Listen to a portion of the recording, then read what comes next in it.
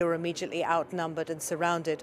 Further to the east of the city, in the area of Zawiya, where there has been a rebel holdout against the Libyan government said this afternoon that they had retaken that area, then qualified it by saying there were still pockets of fighting, but isolated, and we understand that fighting has continued into the evening.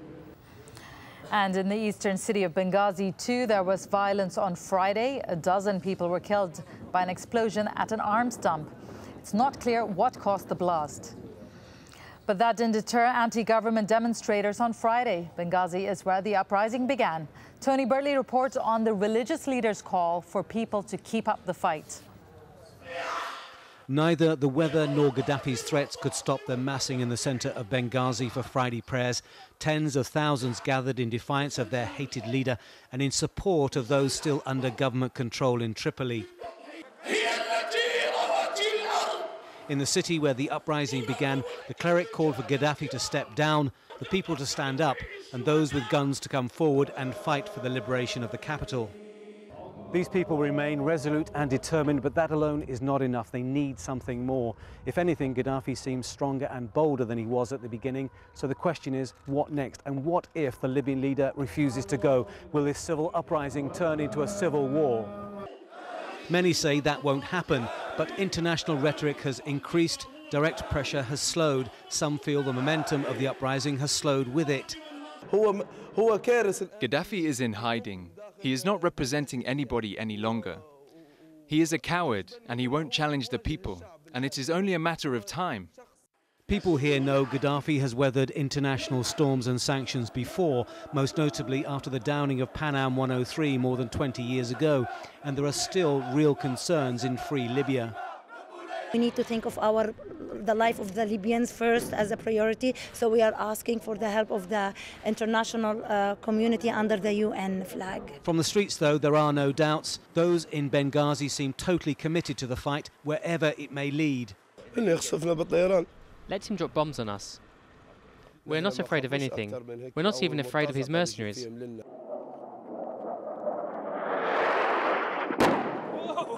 Gaddafi has used that aerial threat a number of times in the last few days, and control of the skies is essential to complete liberation. We know that this guy will commit a massacre in Tripoli today, and if the international community doesn't move, then it will be on their conscience. Another victim of the rebellion is paraded through the streets of the city. It's almost a daily occurrence. The pain is still being felt here. Ahmed Sati was a 51-year-old civil servant who has just died from a bullet wound sustained during the demonstrations. His children lost a loving father and a man who wanted democracy.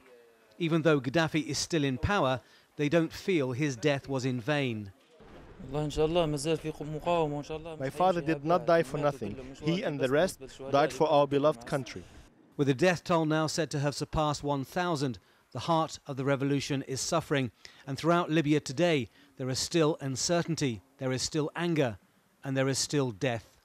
Tony Burley, AlJazeera, Benghazi. The situation in Libya's east is developing into a standoff between pro- and anti-government forces. But as AlJazeera's Jackie Rowland reports, Gaddafi's troops are fighting back. The situation now in the east of the country is really a stalemate, with anti-Gaddafi forces either unable or unwilling to advance further towards the west and to try to take the fight closer to Gaddafi strongholds like Sirte and Tripoli. The pro-Gaddafi forces also seem unable or unwilling to do much more now apart from scrap against the rebel forces over a few towns in the deserts to the west of Benghazi.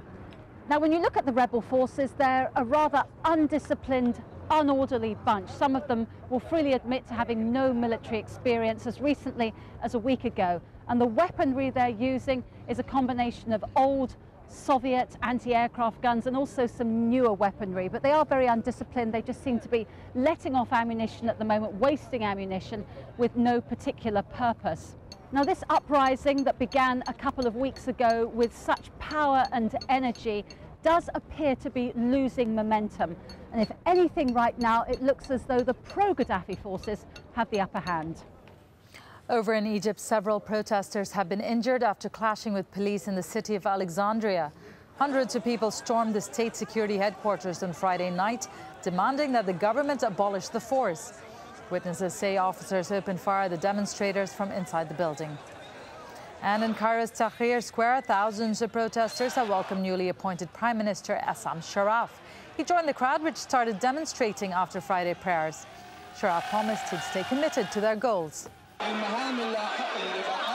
I'm here because I get my legitimacy from you. I will exert all my efforts to respond to your demands. And if I fail, I will join you. Hundreds of protesters rallied across Oman on Friday, demanding reform and better working conditions. Rival demonstrations also took place in support of Oman's ruler, Sultan Qaboos bin Said. In the industrial city of Sohar, protesters called for an end to corruption and higher wages. Our correspondent sent this report, and for his safety, we're not naming him. Friday prayer in Oman's second largest city of Sohar, and more than 2,000 protesters turned the main traffic intersection into a place of worship.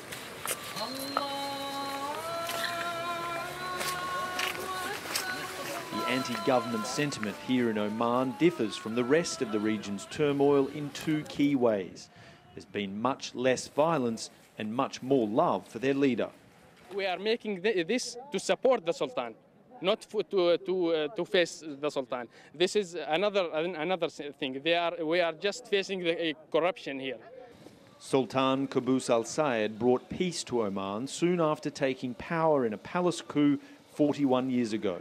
He also delivered paved roads, a public health system and more women's rights than other Gulf countries. But like the rest of the Arab world, Omanis now yearn for more. Military helicopters buzz over the crowd, but there hasn't been a repeat of last week's violence, where at least one protester was killed by riot police, while a shopping centre, police station and government building were all torched. These protesters say they denounce acts of violence, but hope a calm, peaceful plea will be heard by their beloved leader. If he did know, he will change, we are sure. How long do you plan to stay here for? Until all our demands will be achieved. The role of the military is key here now, respected by the people much more than the police, but they have very little experience in dealing with civil unrest, leaving the days ahead filled with uncertainty. Yemen's president has rejected an opposition proposal for him to step down this year. Ali Abdullah Saleh is sticking to his earlier promise of a smooth transition of power only when his term ends in 2013. On Friday, people again rallied in this capital, Sana'a, demanding his immediate resignation. Hashim Al-Habar has this report. Sana'a University Square, the focal point of the anti-government demonstrations. Again, thousands gathered after Friday prayers, chanting the slogans which have echoed across the country. The president has to go. Opposition members take to the podium, reminding the crowd that their fight will be a protracted one, but that eventually President Saleh will be forced out.